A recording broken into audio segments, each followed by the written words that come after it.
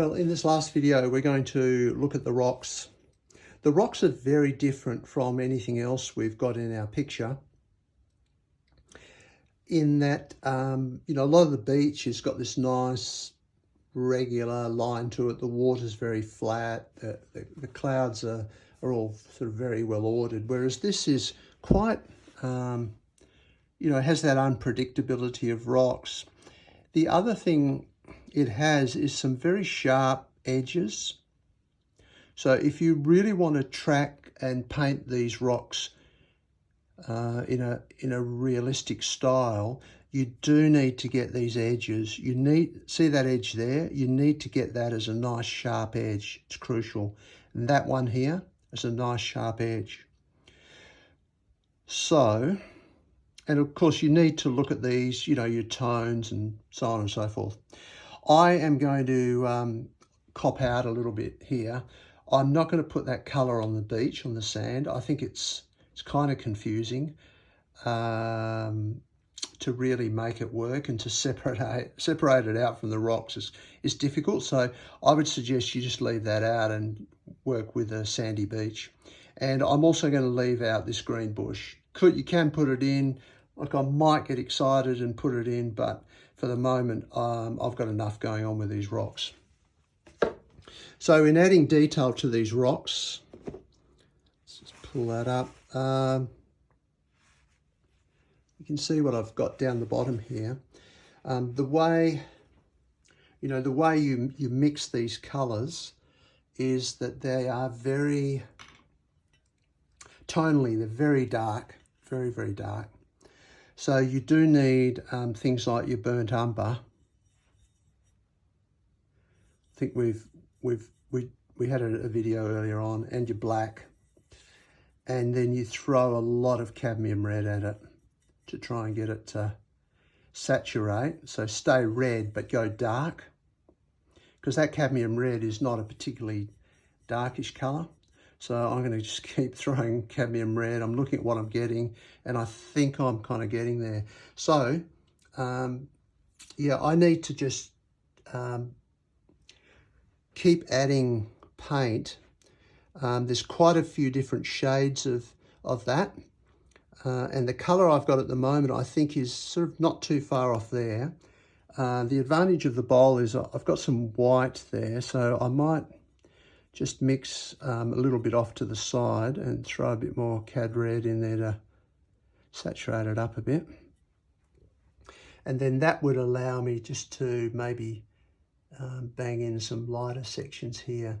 So there's quite a lot of variety here. So what you can do is like mix up a lighter colour and put it in here, and maybe say, maybe there's a little bit there, and then, okay, put a bit there, and then, I think I'll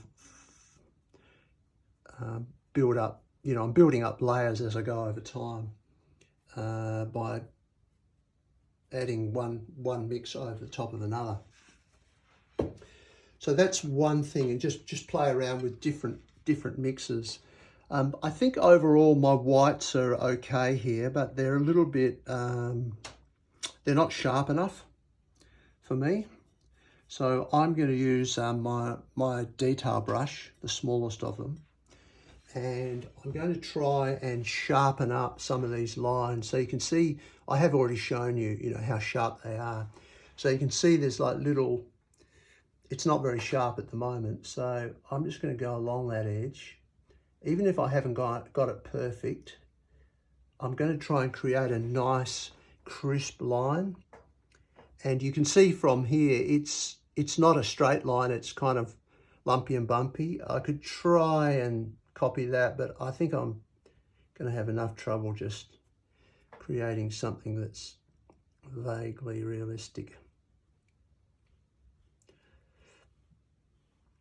So that's allowing me to, I think, improve my rocks somewhat by giving me a nice sharp line on that. And equally, I could do something similar along here.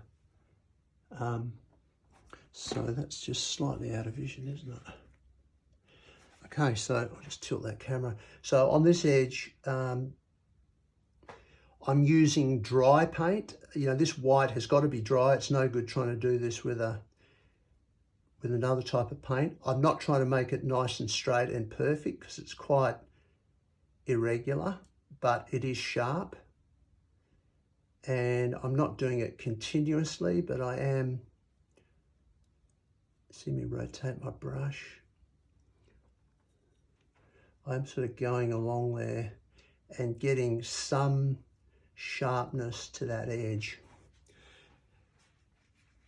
And likewise, I could do something similar here.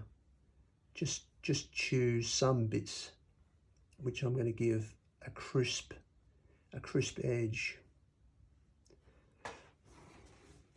And equally,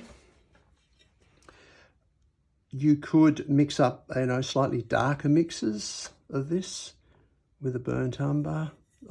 You see me just throw the black in and just wreck that mix. So this is probably going to be a little bit on the dark side, I would say. But you can use a dark mix, say for that area there, just to kind of come in a bit. Best done dry on dry. And just throw in a little bit of that to give some sort of variation. So just pick out little bits where you want to place some of that. Create some little bit of natural variation in what you've got. Maybe a little line along here that's darker. Just trying to create some sort of reality to it. So that's the rocks. You can go a long way into those rocks and try and get them to really, you know, be exact copies of what they are. But I think it's probably better if you just try and give the overall impression of the rocks.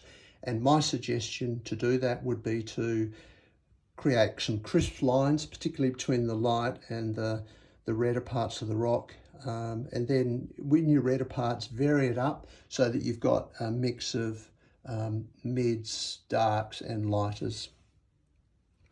Okay, I believe that is it.